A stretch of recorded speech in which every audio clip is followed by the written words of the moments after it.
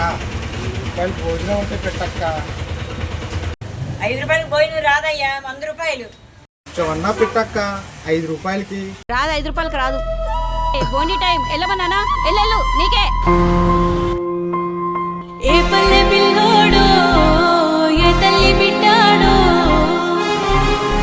అయ్య కడుపు సల్లగుండా కలిదిచ్చాడో, ఎన్ని గడపలు దొక్కాడో, ఎన్ని బాధలు పడ్డాడో, 60 ఏళ్ళ గోస తీర్చి సంబరమిచ్చాడో.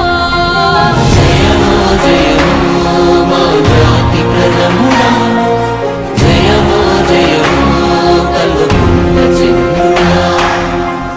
5 రూపాయలకి మన 5 నోట్లో పోతున్నాయంటే చంద్రబాబు గారు చల్లగా ఉండాలి. వేదనలు అన్ని మాయమవుతాయి.